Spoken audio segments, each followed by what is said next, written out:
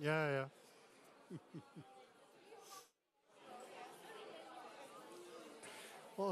Onda će biti super.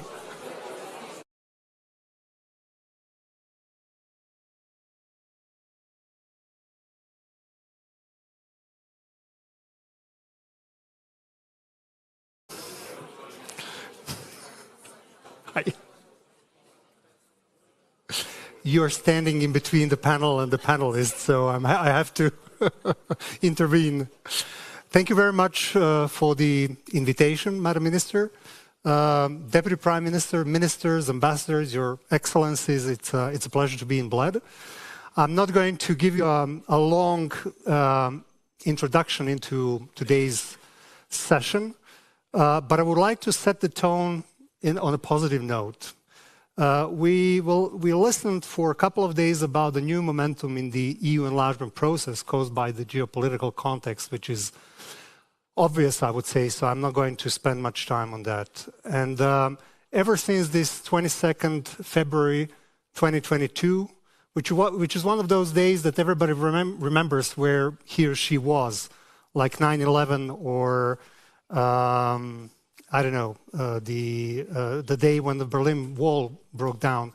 This was one of these historical events that is designing the future of Europe and the future of a world. And ever since that day, the EU woke up from the sleep and started to trace a path that was not so brave earlier. And for the first time, we saw some very concrete measures. These days, after the aggression on Ukraine, we have a new forms for consultations, like European Political Community.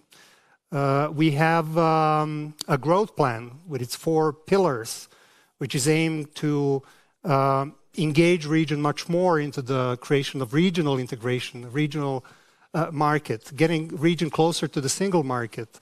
Even some new funds which are very much resembling cohesion and structural funds for social cohesion and convergence have been denominated to the Western Balkans. And what is perhaps the first sign of return of credibility of the EU when it comes to the enlargement process, Madam Head of European Commission, Madam President Ursula von der Leyen, came up with a strategic plan how to adjust the EU's structures, policies, finances in order to welcome new members. So, on that positive note, my name is Srđan Majstorović. I'm chairman of the board of the European Policy Center, a think tank organization in Belgrade. I would like to open this panel. But before we start, I would have to excuse His Excellency, Mr. Miroslav Lajčák, because he was forced to leave in order to catch up the plane. And I would like to excuse him for him not being here with us at this moment. But we have a stellar panel, I would say, and I'm quite positive that you will not feel anyone missing.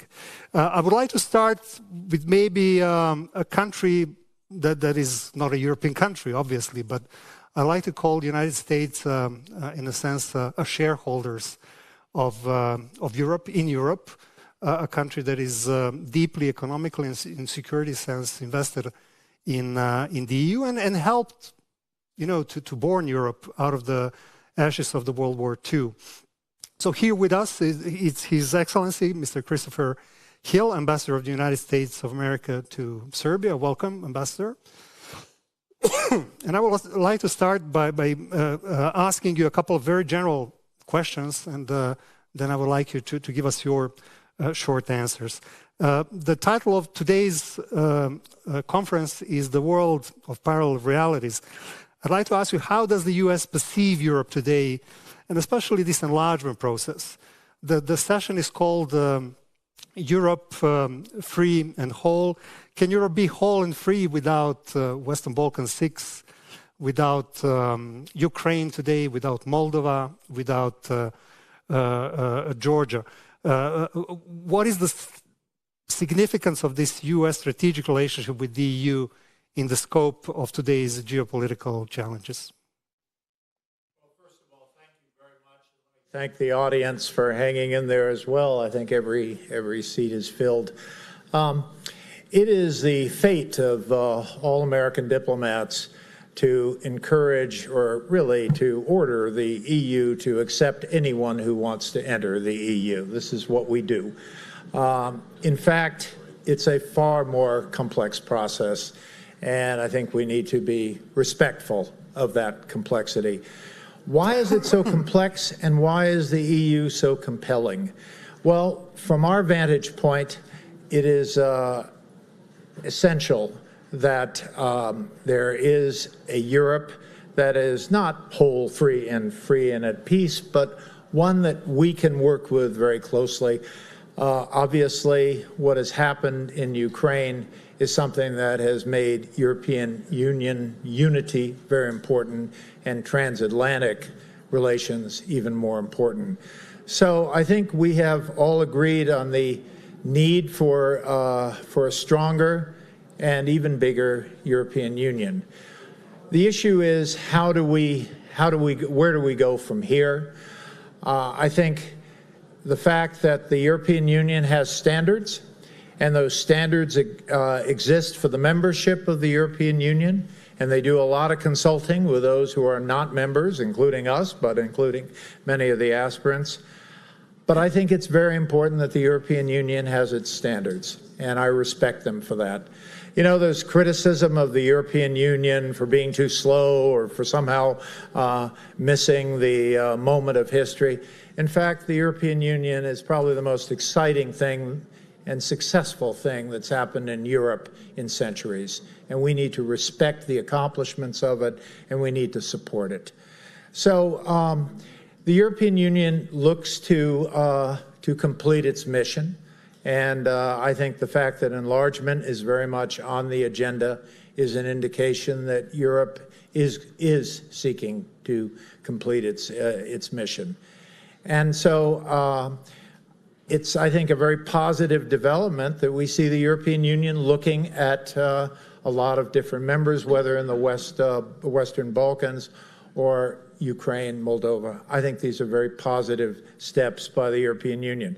So what do the aspirants need to do to help in this process? Well, the first thing is, of course, when the European Union says open these chapters, open them and work on them. It's a very difficult process. It's very painful at times.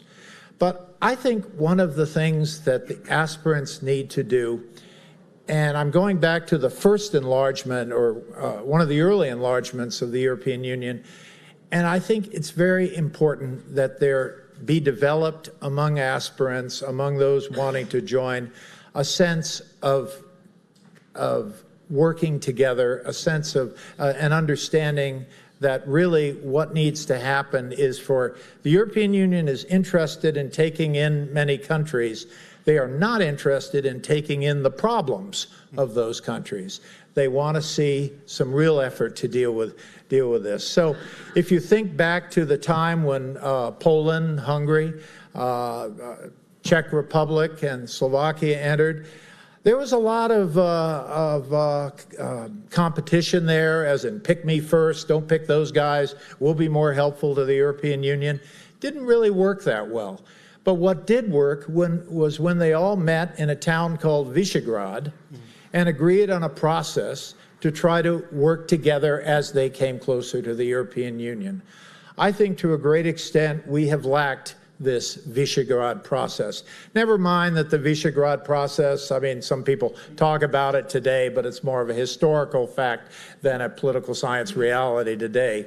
But it played a key role at the time, and I think there needs to be a great deal of effort by aspirants, by anyone who has this goal, to try to work with others and try to create a circumstance where, especially in the Western Balkans, where we don't have a situation where each aspirant lines up with a member of the international community, or as they used to be called, the great powers. It's kind of the same thing, sadly, but rather where they talk to each other, and that's why things like the Bled Strategic Forum, I think, are very important. So where will we go with this? I'm going to be very optimistic. I'm going to be optimistic that the European Union understands the duty that it has and will look to bring in countries and to make sure that these countries develop patterns of cooperation together so that when they come in, they will be able to contribute. They will be producers of security rather than and of economic growth rather than consumers of that. So I think it's been really tough. This war in Ukraine has shaken us all, but it also has convinced us all that we can hang together or we can hang separately, and we need to be together in this. And for this reason, I think you will find no greater proponent, supporter of the European Union than the United States. So, can I ask you just a follow-up question? This is a year of super elections, and obviously everybody's watching. Oh, don't ask me about elections. Are you going to ask me about elections? I need to throw you under the bus. I mean, the question is, your country is so much invested in Bosnia, reconciliation process, in dialogue between Serbia and Kosovo, in security sense throughout NATO. Do you see the risks pending on the outcome of the elections for the completion of Europe in this geopolitical sense? Which elections do you mean? No. Look, I understand why you're asking that, and you can understand why I'm not answering that. But let me just make the point that the United States has been around for a long time. We know our duty. We know our responsibility. We know about the very special relationship that we have in the North Atlantic with Europe.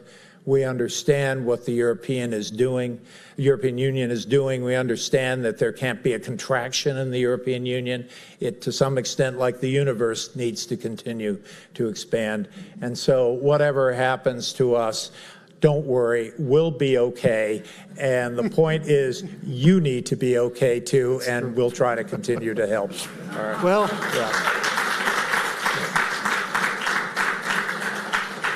ladies and gentlemen, Mr. Ambassador Christopher Hill, this was a diplomacy one-on-one.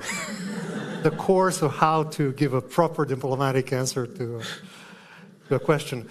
We're moving on. Madam Deputy Prime Minister, Minister of Foreign Affairs and Diaspora of Kosovo is here with us, Ms. Donika Gervala-Schwarz. And it's a pleasure to have you here at a panel. Ambassador set the positive tone, and obviously I would like to hear your point of view of Kosovo, since EU enlargement is a strategic goal for both Kosovo and Serbia. But obviously the relationship is burdened by the past, and somehow 25 years after the conflict, we are still, I mean, the progress is not good. This is what I'm trying to say. Barely 6 years after the World War II, it took European Six, together with the US, to create a European steel and coal community. So we have historical lessons that reconciliation through economic functional integration is possible. So how do you see, I mean, we signed a couple of agreements. We have a first agreement back in 2013. We have Ohrid agreement, which was not signed but accepted. So there is a lot of, I would say, legal basis for improvement of bilateral relations, but we are somehow stuck, and we are in very, I would say, ironic situation, or rather strange situation, where Kosovo is currently under so-called temporary and reversible measures by the EU. How do you see a current situation? Do you see the way out? Do you see a space for cooperation between Serbia and Kosovo in this mutual joint plan of joining the EU? Thank you very much. Let me use the chance to thank Tanya again for bringing us again together and enabling the space so that we can discuss among us, but for the people out there as well, and find ways how we can overcome the threats that Europe is facing today. Because I believe we should talk about first things first. We are dealing again in the Balkans with the threats of war coming from one neighboring country, and that is why we need to go deeper when we discuss not only bilateral issues, but how bilateral issues, how the behavior of some of us will reflect on the European perspective of the Balkans and on security and peace in our continent. So, I read the title, Europe as Whole and Free, and the question that immediately came in my head was, do we talk about a whole and free Europe with or without Ukraine?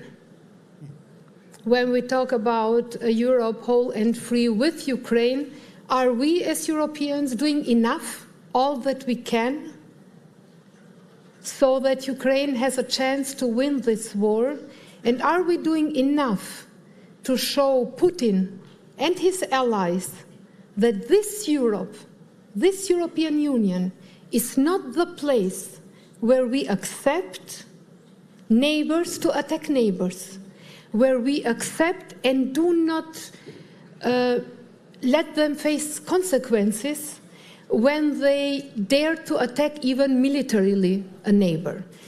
Is this Europe the one that does react when Dodik in Bosnia-Herzegovina threatens with destabilization of Bosnia and even with splitting Republika Srpska? Are we doing enough? This is the question that I'm asking here, but this is the question that I'm getting every day from students, my children, and other young people as well, because what the generation of our parents has done in bringing to Europe this most successful and most meaningful project and union that the European Union is our generation doing enough, not only to enlarge in a formal way, but to transport these fundamental values and principles which are the only reason why European Union exists and which has created a lot of chances for the member to have a flourishing economy and human rights and democratic standards and everything else. So it goes very much deeper than just bilateral issues, because bilateral issues are very influenced by multilateral actions. And if the multilateral actions are that way, that you get the feeling that the bullying one, and that those who are more strong and powerful because they are bigger and they have more weapons can threaten the neighbors, then maybe we have not learned the lesson of our parents' generation. And that is where we need the European Union to engage seriously, because it is not an engagement for one or two countries somewhere there in the Balkans, but it is an engagement for the peace and stability of the home of the European Union. In the 90s, we have seen what happened when Milosevic waged 4 wars in the Western Balkans. We have seen how citizens of the European Union are paying the price. Yes, Ukrainians who are fighting for their freedom are paying the highest price that you can imagine. But the citizens in Hamburg and in Prague and in Stockholm and in Ljubljana and in Pristina and in Sarajevo are paying the price for Putin's war as well. So this is why we need to act united, and this is why we need to build dialogue and deterrence at the same time. Dialogue where dialogue is possible, but where dialogue is difficult, we need deterrence. So that sometimes strong deterrence, and this is what holds together Europe during the Cold War. So I know I'm not over-optimistic. I know that the most countries from the Western Balkans will maybe not 2030, but we will join the European Union. At the same time, I know that if the reaction of the European Union remains the same when we discuss the threats that we are facing, then some of the countries in the Western Balkans will not join the European Union. And then we will see that they will remain being allies of those who are against the European Union and who are against the way of living what citizens of Europe need to decide for themselves. So, without wanting to provoke anybody here, it is extremely important, because we need to share this with our young generations, which is our perspective when it is okay to attack each other and not being sanctioned by anything. So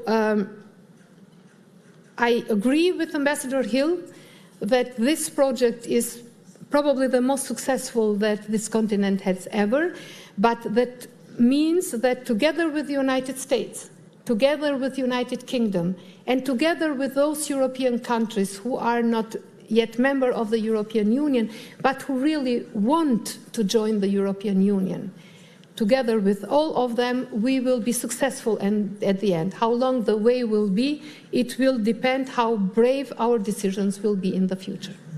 Madam Deputy Prime Minister, thank you for this answer, but can I ask you a follow-up question? In the past couple of months, we have witnessed a very vocal reactions coming from Kosovo traditional partners, allies, supporters, concerning the measures in north of Kosovo, and apparent lack of coordination with the partners. My question is, how do you reply to those strong messages? Are you concerned that that might influence the relationship with your partners in the future, and in a way influence the EU integration process of Kosovo? The relationship of the Republic of Kosovo with the partners goes far beyond the daily jobs that we are doing. Kosovo is the most successful story of the West in a region that was not easy in the past. Kosovo is an American success story, and Kosovo is a European success story, because we needed NATO to stop war and genocide and to bring freedom to our people. And that is why this relation goes far beyond what we are doing on different places in these days. We believe that in Kosovo we owe our partners, friends and allies a state where rule of law, democracy, human rights, even minority rights are on the highest standards imaginable. And all international organizations that are dealing with measuring the standards are confirming that Kosovo stays as leader of democracy and rule of law in our region. President von der Leyen was yesterday in her speech during the opening ceremony mentioning how IMF and others do confirm the incredible economic reforms that were leading to benefits for everybody in Kosovo. So this is what we owe our citizens and our partners. Fighting corruption, organized crime, and increasing the standards of democracy and rule of law is the primary duty of our government, and we believe that exactly that is how we will join the European Union as soon as it will become possible. And what we are doing is, we had a discussion about opening bridges. Yes, we will continue opening bridges, because bridges are there to connect people and to connect cities. Bridges are not there to remain with the old symbols of Slobodan Milosevic in a divided city. We will continue to offer to everybody the chance to live in security and in peace in our country, but that needs to be very determined when we fight illegal structures, when we find illegal criminal bands that are threatening not only us as a country, but most of all the Serbian citizens in the northern municipalities. We will not stop doing the right thing just because on the other side of the border there are people not interested in seeing Kosovo prosper. And to be very, very open and honest to you, not what we are doing is a provocation to anybody. Our existence as Kosovo, as Republic of Kosovo, is the provocation for our northern neighbor. That is the problem. But we cannot disappear because we are there to stay, and we will continue in offering a better perspective for our very young people in Kosovo. We have an average age of 34, and this will be a continuation, dealing carefully with the needs of everybody, but at the same time showing, even in the northern part of our country, that this government cares more than Belgrade about their needs. Thank you very much for this intervention. Now we're moving to Mr. Mihai Popșoi, Deputy Prime Minister, Minister of Foreign Affairs of Moldova. Welcome to Bled. It's a pleasure to see you here. I had the opportunity to visit your beautiful country recently, and I was amazed by the level of enthusiasm with regards to the European integration perspective. Now, we all witnessed how lengthy and open-ended the EU accession process can be in the case of our region. Do you see potential obstacles that might influence the enthusiasm in your country, primarily concerning the territorial integrity of your country and the problem of Transnistria, obviously? And more importantly, how do you intend to address those issues? Do you have a plan how to move forward on these very important issue for your country? Thank you. It is a great pleasure to be here in Bled in Slovenia. There are challenges, of course, but I'm happy to say that the Republic of Moldova is defying the odds. And despite enormous challenges, Moldova is persevering. Moldova is reaching meaningful progress. We have lost far too much time. We have lost 3 decades. And I remember for a long time we wanted to be on the Western Balkans train to the European Union. And we are sort of there. We are still learning this new reality of being an EU candidate country. But we are fully determined to make up for the time lost. And we are wasting no time. We are moving full speed ahead with our domestic reforms because we know ultimately we are doing it for the sake of our country, for the sake of our citizens. And if it also helps us to join the EU, it's great, it's a bonus. But ultimately, the reforms of rule of law, combating corruption, improving human rights, consolidating Moldovan institutions, and having a fully fledged democratic state, this is what Moldovans want. This is what Moldovans wanted for a long time.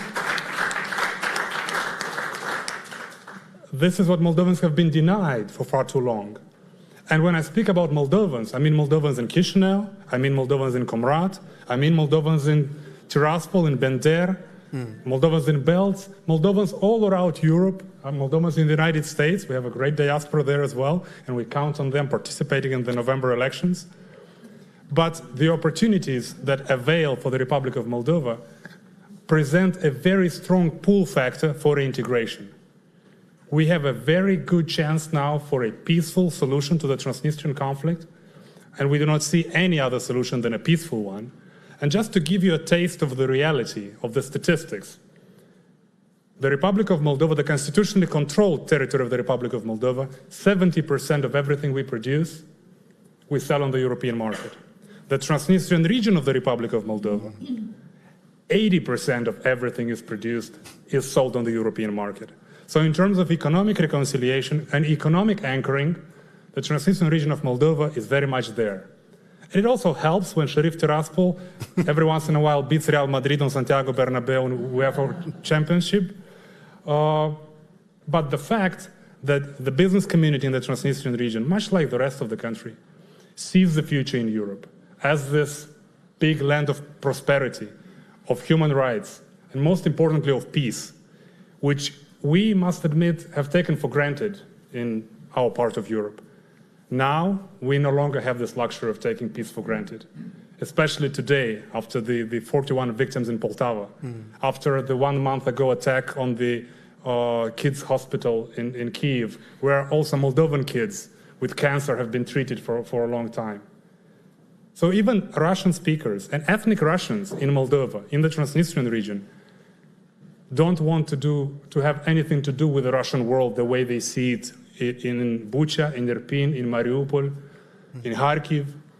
So the Republic of Moldova is firmly anchoring itself onto the European trajectory, something that we should have done a long time ago, and we are doing that in meaningful ways.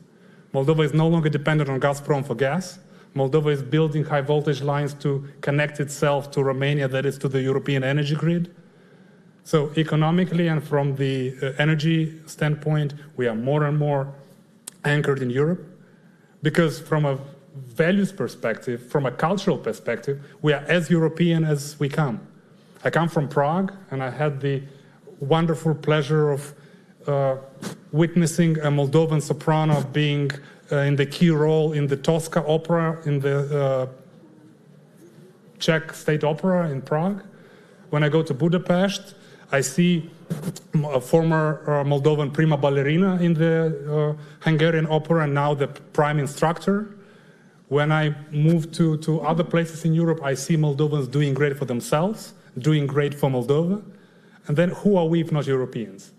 And now I'm pleased that we have this opportunity now to legalize our real estate back home, because many of us are full-fledged European citizens by virtue of having Romanian passports. Half of Moldovan citizens have Romanian passports.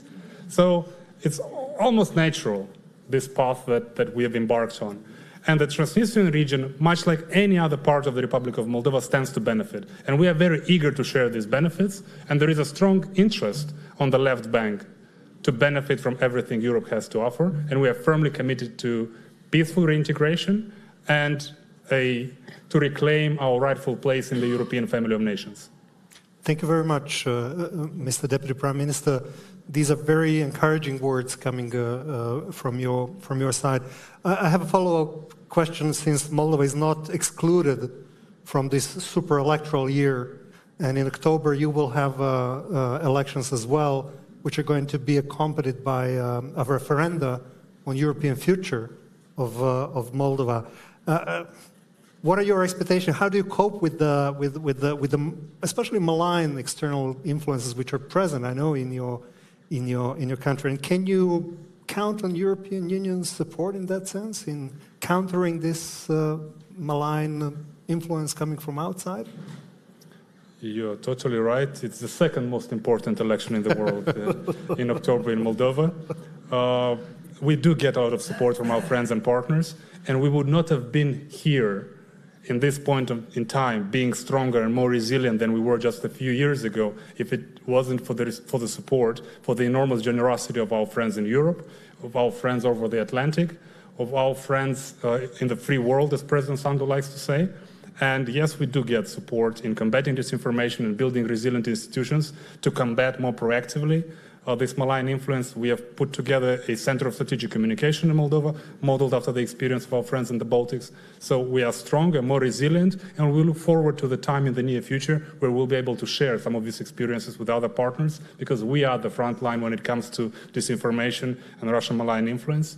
And I must report that we are stronger by the day, because Russians are testing us, and this challenge makes us stronger. And we are thankful for all the support that we are getting in this regard.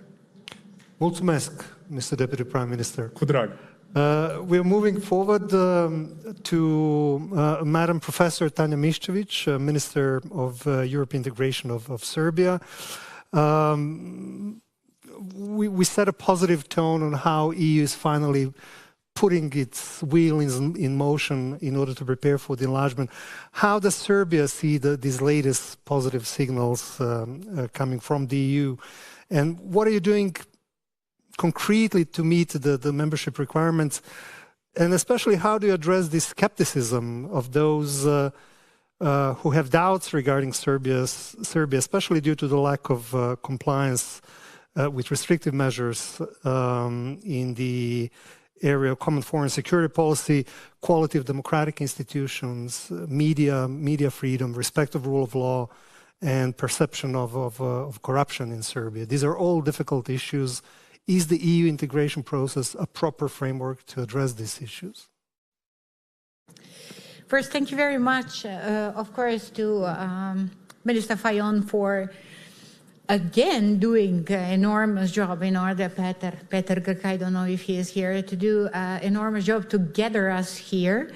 Up to now, I had more than 10 meetings with the colleagues buzzing all around Bled, but it's really a very good opportunity to listen, but also to be heard in terms of what are you doing. As an answer to your question, I think that many people in the audience knows I am for a very long time, somebody who is following the enlargement policy of the European Union. Even the very beginning, that was the topic for my research. And nothing is as it was at the very beginning of the idea of the enlargement process. It cannot be even compared with the Big Bang enlargement. Everything is changed, learning from experience, of course, during the process of the previous enlargements. And that's why the topics which were not, or still not, a very hard acquis of the European Union are becoming a hard acquis, political acquis within the enlargement process. Do I say that as a negative? Quite contrary. Extremely positive thing. That is what colleagues stress as an important thing. This is how we are approaching towards the European values, proving that we are sharing European values and building on the European values. Well, this is a great story, but it's not easy to achieve. Dealing with the most important thing, which is the rule of law, stable democratic institutions, media freedom. It took the European society, the Western Europe societies, centuries to build. We don't have centuries. We have to deal with this swiftly, but properly, which is a huge challenge. How to establish a stable institution, how to prove that you are sharing the culture of independent judiciary in very short period of time. What is the track record which will prove that? Thinking about this, one truth out of the story is, of course, the truth of the involvement of the whole of the society into the story, which is not easy. We know we are now on the different side of the same coin, which means the European integration of Serbia, which consists of the government, but also the civil society together. But what are the ideas that we devised in terms of seizing the momentum that we see exists? And we do hope it's not only for new Troika trio, but also for the Western Balkans. One part of it is, of course, the growth plan, the idea that has been presented that we are working now, two parts of the activity. One being the reform agenda, the list of our activities, and once when we achieve them, vouch and prove that we did it, then those 6 billion is going to come into the region. But also the second part, which is less known now, and this is the accelerated integration into the single market or into some policies, which is equally, if not even more important. The agreement on conformity assessment, how to produce CE goods, a single European payment area, how to include us into the Euro payment zone. Or transfer, not zone, but the transfer. And the most important, green lanes, speed up the procedures between us from the Western Balkans and Schengen. We learned some data which proved to be extremely important. 3,000 years per year, our trucks are waiting to enter European Union. 3,000 years per year. And you can calculate, I'm a poor political scientist, but you can calculate how much money we can gather out of speeding up this process. So there is a potential for our convergence, which is, again, another criteria for the new candidate country. Second, of course, is to speed up the integration process. I'm not going to go into details. Opening cluster 3 for us is very closely connected. Cluster 3 is a competitiveness. It's very closely connected with the growth plan. But also, we are working very hard on speeding up the rule of law reforms in terms of getting into IBAR, the vouching that we are fulfilling the interim benchmarks for chapters 23 and 24, which is extremely important for many reasons, not only because of the substance, but also procedural. And yet we are aware that there are geopolitical, of course, criteria and conditions. Rule of law as a criteria and condition is very difficult to follow. It will be very important to work together with the civil society, and that is something on this issue. I'm emphasizing the role of the civil society in that respect. But I also emphasize the issues which are as the CFSP alignment.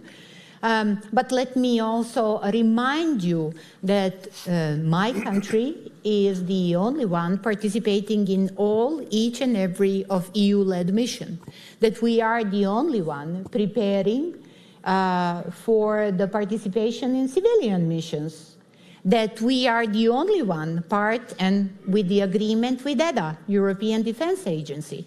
That also constitutes a value, if I am not wrong.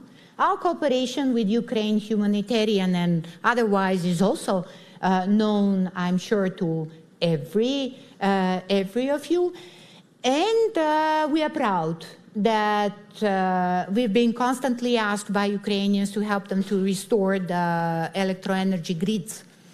We have the same type of equipment, but also all others from the Western Balkans, and we are the only one to help them. And yes, we understand very well the importance and our constructive approach to the dialogue on normalization between Belgrade and Pristina. And I'm not going to go into the discussion, and I'm not going to try to explain, but I hope that you will understand that the provocation was not on me being Serb, Minister of Serbian government, but the provocation was to the common sense. I mean, to respect the human, especially minority rights, and saying we are determined to continue doing unilateral activities is not the European value. It's not the European value also for more than 1 year to have a ban of trade. This is quite contrary. The basics of the free trade is on the free movement of goods. And to block the regional cooperation, integration even, especially in CEFTA, is not something that will help any of us in terms of promoting the European value. So I am not provoked as a minister Serb, but as my common sense is astonished with the way of explaining what is going on. But I'm not going to go into details in that respect because I would like us to seize the moment. That's my follow-up question. I mean, it is obvious that we have different opinions, and still we have an obligation within the stabilization association process. One of the conditions is regional cooperation, which means that if we are not capable of proving that we can work together, cooperate together, live together, it is going to be very difficult to prove to the EU member states especially the public in the EU member states. I'm quite positive that majority of people in this room are aware of the facts that you listed. But I'm afraid that majority of public in the EU have a completely different picture with regards to Serbia's image. So my follow-up question is regarding the regional cooperation. Do you see the opportunity for Serbia and Kosovo cooperating in their EU integration path? I'm not, putting you under spotlight to give me a straightforward answer, but I would love to leave this room with the sense of hope, that there is a hope for the citizens of these two countries in the future. Look, Belgrade and Pristina are, in the context of regional integration, participating since 2014 in Berlin process. We are participating also in so many of regional organizations under the criteria, condition, disclaimer in terms of the name and the status. It's not an issue. The issue here of the regional cooperation is to bring the benefits to the people. And there is no problem to discuss how we can help each other. Look, we are working together in terms of the growth plan, because to boost the socio-economic development in the region should not be harmed with any bilateral issue. We actually did not mention even once the dialogue, because it was not an issue. It was the issue of how we can invest, attract investors even more. Thank you very much. Hvala, Tanya, for your answer. Now, last but certainly not the least, the representative of the host country, Mr. Marko Štucin, State Secretary of the Ministry of Foreign and European Affairs of Slovenia. Now, it might sound like a surprise, but disputes with neighboring countries are not exclusively related to candidates. The Slovenia had experience, we're not going to name it, with the Western neighbor during its own EU accession process. Later on, it has certain issues with the southern neighbors. So this is not something that is exclusive to candidates. I mean, my impression is that when it comes to resolution of bilateral disputes, in the Western Balkans 6 framework, tactical moves are somehow trumping the strategic goal, the broader picture. How did you manage in Slovenia to appease strategic vision and sometimes difficult tactical moves that could have an influence on internal political stability in the country and your goal to become a EU member? Your experience is very valuable for us. Thank you very much for the question. We had to change our constitution twice before we entered the European Union. So now it's not an easy ride. It's not an easy road. And what I would like to point out is that when we are talking about bilateral problems or challenges among the neighbors, but sometimes also not among the neighbors, but with other countries, there are 2 types of problems. One type of problem is usually invented for the internal use of specific politicians or political parties in a specific country. Those problems are very difficult to address, because usually you have to fight the narrative with the narrative of why European path is the one that will bring you voters at the elections at the end of the day. The second type of problems are historical problems. The historical problems don't only go to the wars that we had in the 90s after the breakup of Yugoslavia, but they go much further. They go much further than the Second World War. They go to the First, Second, Third Balkan War, and longer in history. Saying this, it's nothing specific for the region. Also, the countries current members of the European Union had, of course, problems in history. if you excuse me, I'll skip a little bit this part about the Slovenian experience, but I'll just maybe say why it's important to be aware of this, because it brings us to the essence of what European integration is. We're talking a lot about internal markets, digital, green, and so on. European integration from the start was all about reconciliation. And I would argue it's not only the most successful reconciliation project in Europe, I would argue that it's the most successful reconciliation process ever existed in humanity.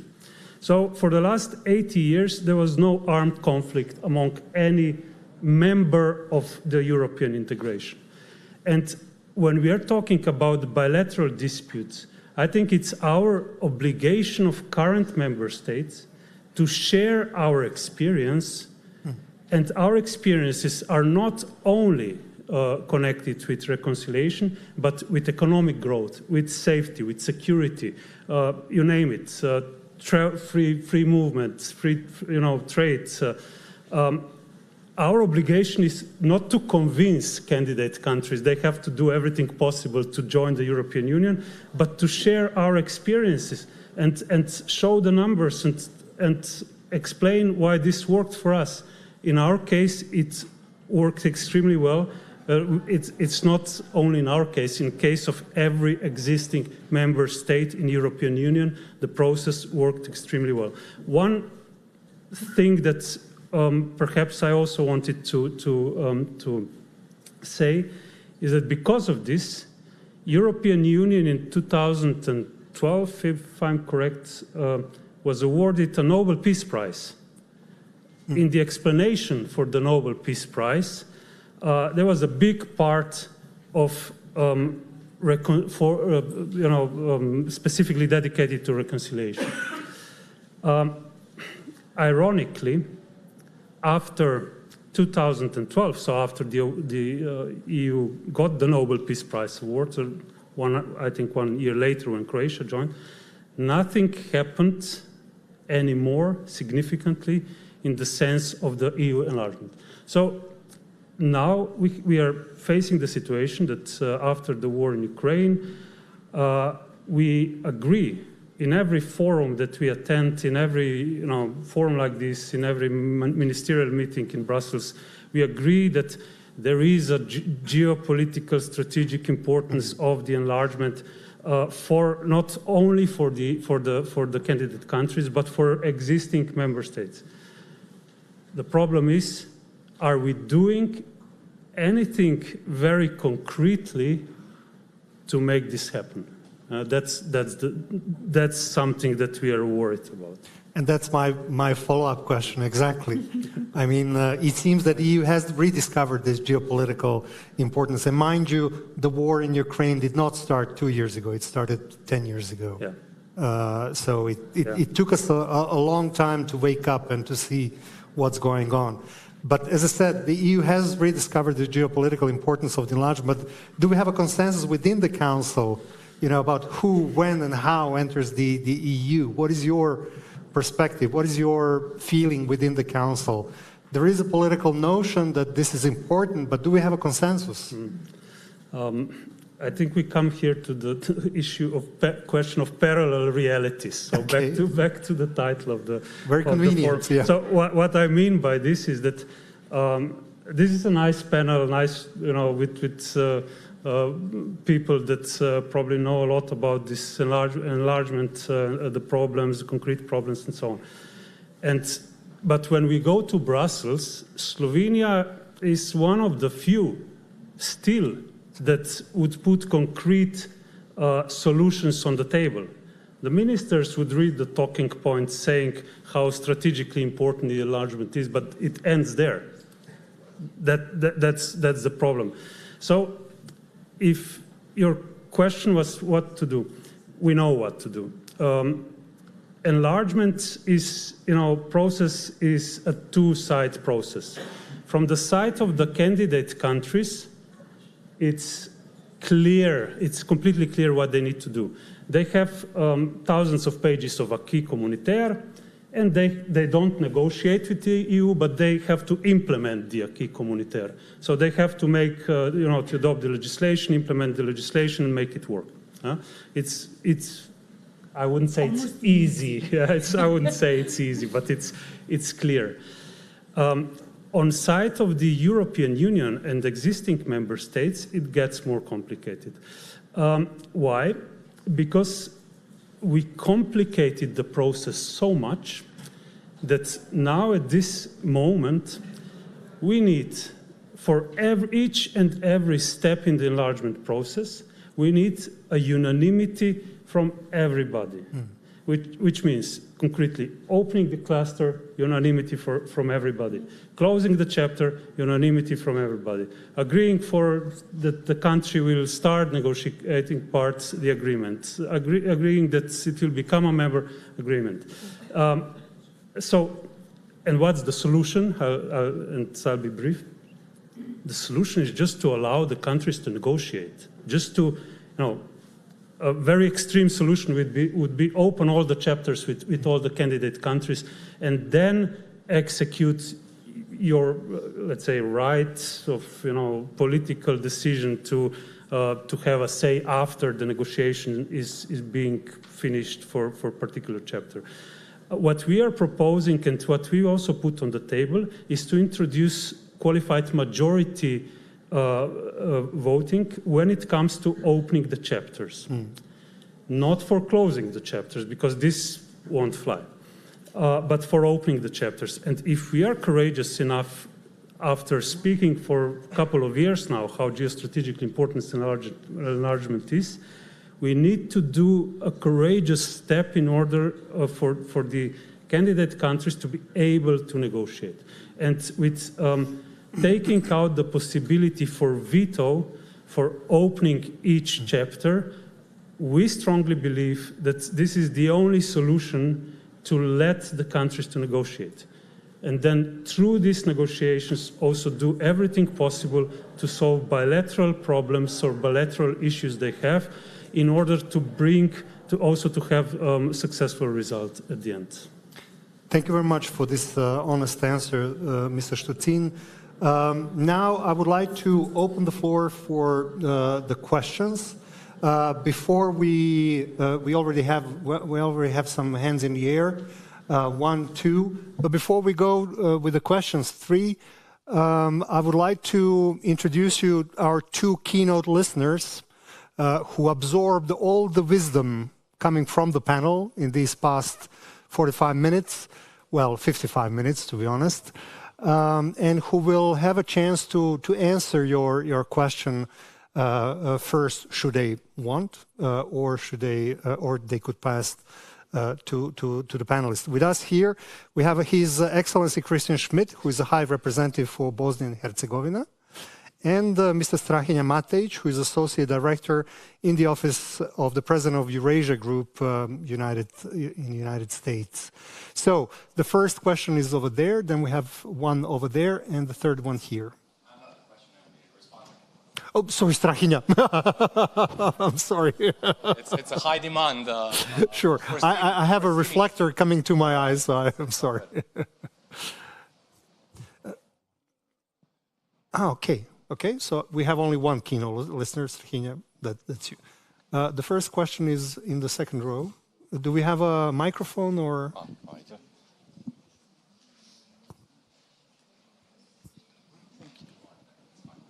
Is it on? Yeah. Good afternoon. My name is Alen Gudelo, Initiative for EU Integration, for monitoring of the EU integration of Bosnia and Herzegovina. I have a question rather personal for the Minister Miščević from Serbia. How does it feel to be a Minister of EU integration in a country where less than 35% of population support the idea of Serbia joining the EU, which is the only country in the Western Balkans where the support for the EU integration is under 50%? Thank you. Can we have more questions? The one in the last row. This is your chance to pose a question, so please feel brave. Thanks. Davor Kunz, working for the European Investment Bank in Luxembourg, otherwise from Croatia. I had a question for the High Representative Christian Schmidt, if he wants to take the floor. Otherwise, it would be for Ambassador Hill. And it's regarding the OHR in Bosnia and Herzegovina. Many would agree that, or most, that OHR was a very important, maybe crucial institution after the end of the hostilities in the country. Many today analysts, including at least one former high representative, think that it should be closed. They would all mention the caveat that the international community would need to ensure the rules of the game after such closure, including, of course, the guarantees for the territorial integrity and sovereignty of Bosnia and Herzegovina. So I'm wondering, would you think that it should be closed, and if so, under which circumstances? Thank you.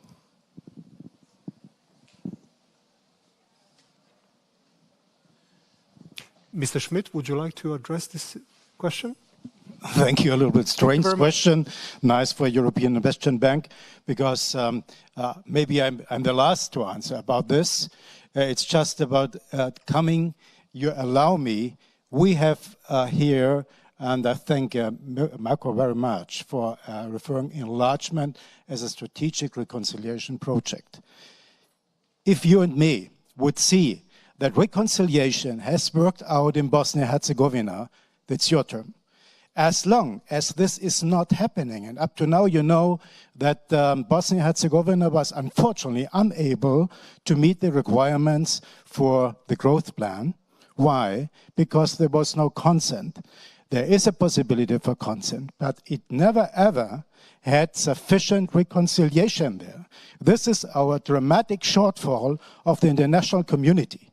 We thought we bring down the wall, we make a kind of Dayton, and everything is working. It is not working. Why? Because there is indeed exactly the need of the experience of reconciliation. So I think, sorry to be very blunt, you are absolutely wrong, because you have no impression about the situation in Bosnia-Herzegovina. We have the issue of secession.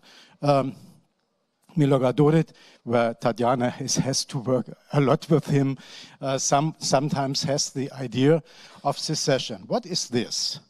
This is bringing off the structure of post-war Western Balkans.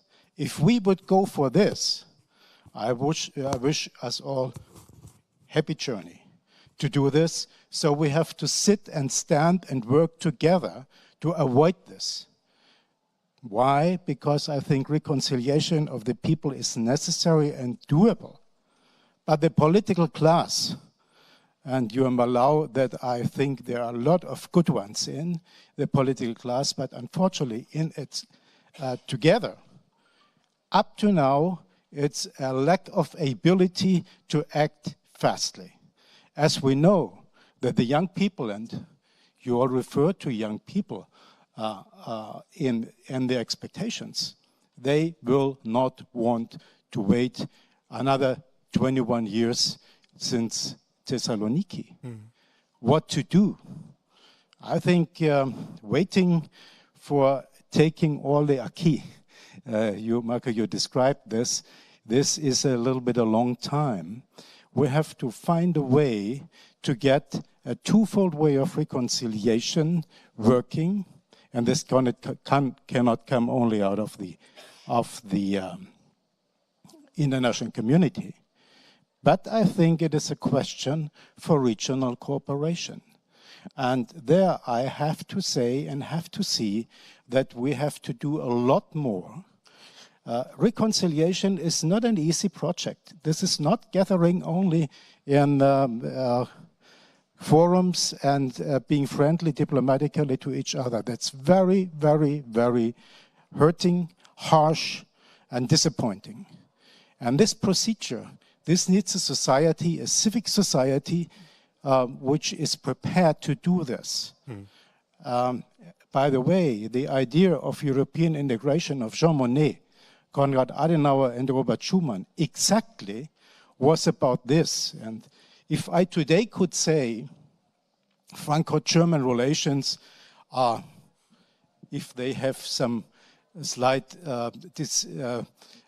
different opinions. This is only about the actual politics, but never ever about the strategic understanding that reconciliation is necessary. I'm missing this in the Western Balkans so far. I don't blame anybody, but I have to state this.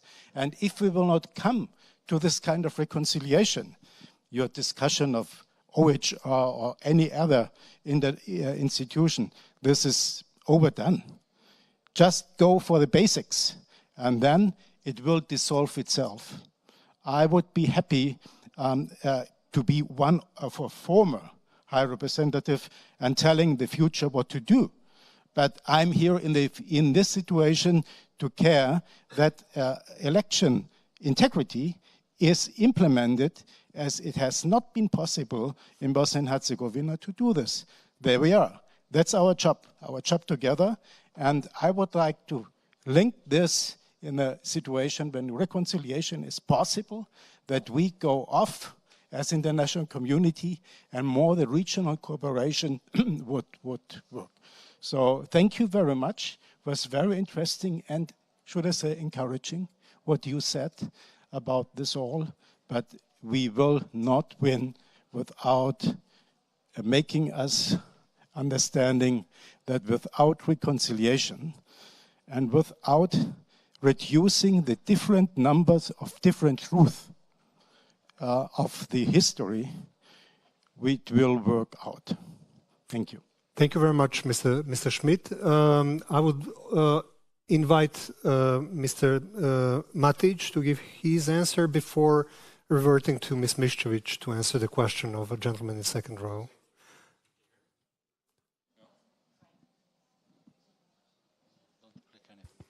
One, two. Oh, there we go. Excellent. More of two comments and a quick question. The first one, I come from the private sector, unlike the entire panel, and we deal with in geopolitical risks advisories and consulting business. We often say that institutions are sticky. So especially in the Balkans, I think about UN Security Council. If you asked an average American diplomat in 1949 already what he or she thinks about the Soviets in the UN Security Council, the answer would be different than only 4 years ago. But we still are in 2024, or vice versa, if you ask the Soviets or the Chinese about the French, the Brits. Yet today, we still have only 5 members. Why are we not allowing Germany or Japan, who have stronger democracies than some in those 5, and stronger economies? Well, because they started World War II 80 years later. So institutions are sticky. So we defend the institutions despite them not responding to the original problem that they needed to tackle and to begin with. So in the Balkans, I think the gentleman from Luxembourg, Croatia, Luxembourg, raised that issue. I think if those particular institutions are not working for 3 decades, maybe it's time to think about a new approach.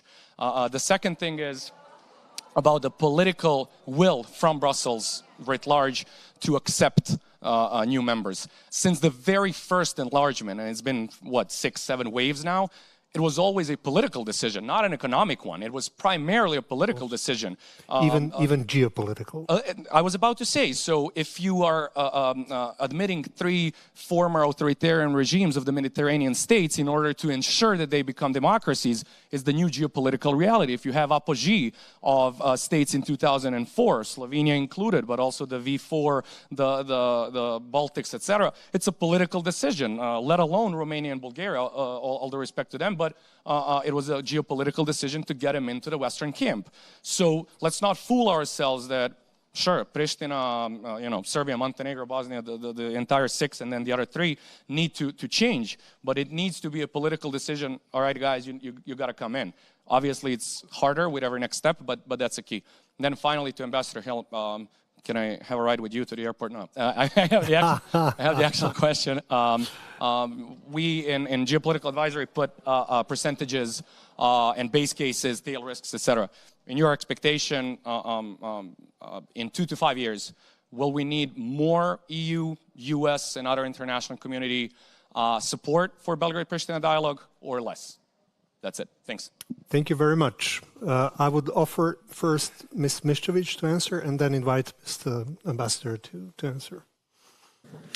Thank you very much for your question. It's always challenging to be Minister for European Integration. Regardless of the percentage of the support, this proves to be one of the most challenging jobs because there is a false idea that you are negotiating. Especially abroad, you are negotiating, especially inside your own country. So you have to go into the local communities, into each and every ministry, into each and every chamber of commerce or something in order to get the proper information how to reach the possibilities. You are not negotiating a key, but you are negotiating the criteria and conditions for you to accept that acquis. So I think that each and every of my colleagues will say the same. It's very demanding and difficult job.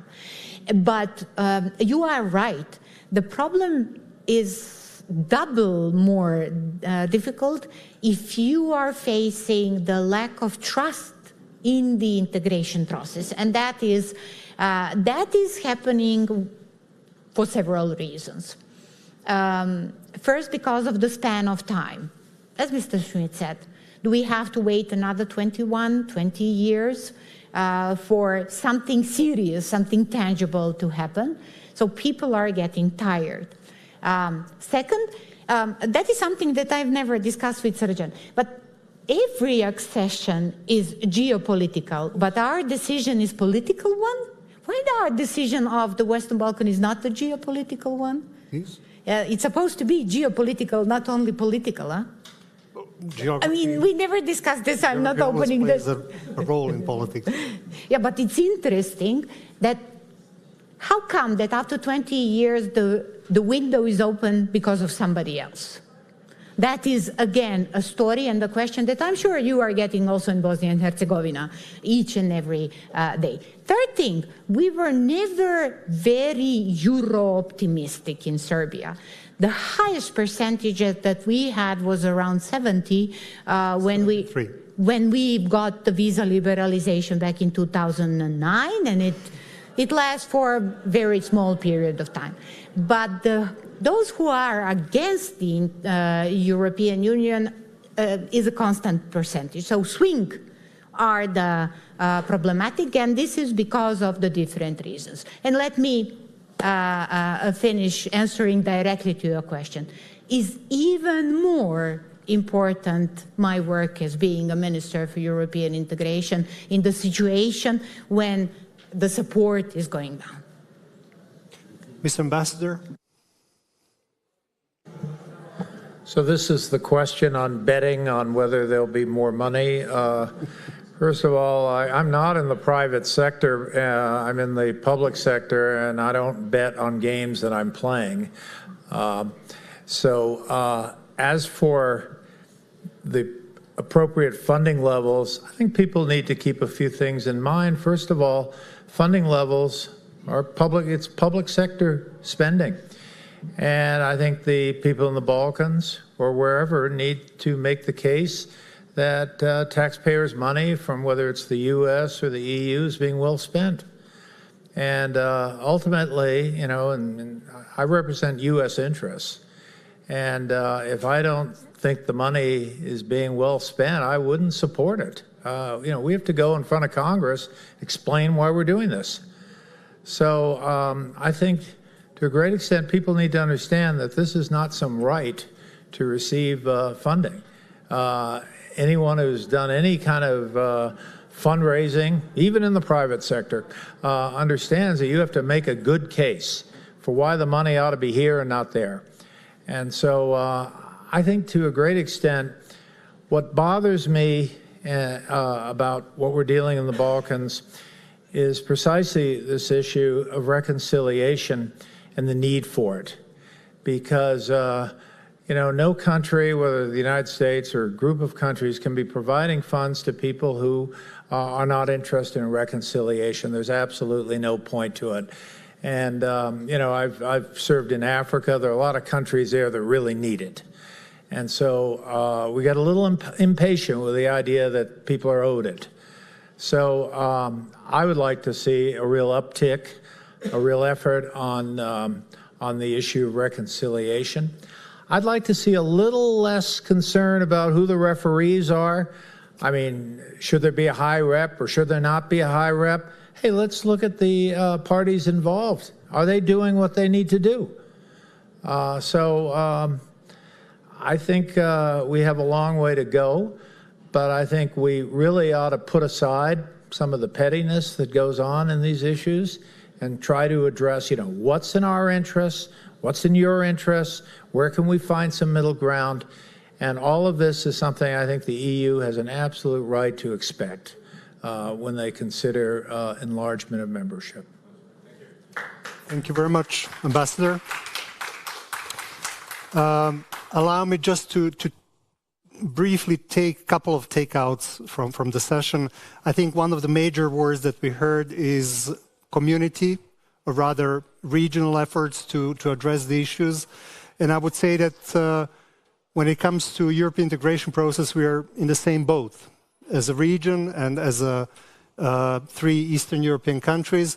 And I would say also that it is up to us, basically, to see whether this boat will sail or is going to just float around and remain idle. The second point that I would like to raise, that we need more examples of joint activities and joint initiatives. We are missing the response from the region and from the candidates to the EU's preparations for the enlargement. I would expect more joint activities up to the discussion of the new multi-annual financial framework, demanding more finances in reverse to more reforms in the region. I also would like to take the notice that this is not about Western Balkan 6 anymore. We have 2, potentially 3 new countries in the group. And cooperation with the Eastern European candidates should be very high at the agenda of the countries in the region when it comes to the EU enlargement. And finally, on reconciliation, I would dare to say that it is pending on the political leadership, as Mr. Schmidt pointed out. You know, you cannot expect that there will be a reconciliation among societies. I was very much annoyed a couple of days ago when I heard one very high-level European politician saying that Kosovo and Serbia societies are not ready for reconciliations. My reaction was, give me a break. If we had brave leaders who would show that they're willing to break the path and to walk the walk of reconciliation, the societies will follow, I'm quite sure. You have numerous examples of war veterans cooperation, people who were shooting at each other, that proves that reconciliation is plausible, even if these people were shooting to each other. But I'm afraid that while political leaders are the ones who are playing these dangerous games of fire starting and firefighting, reconciliation is not going to be possible. But to finish on a positive note, I would like you to join me in giving a big applause to this excellent panel that we had a pleasure to listen.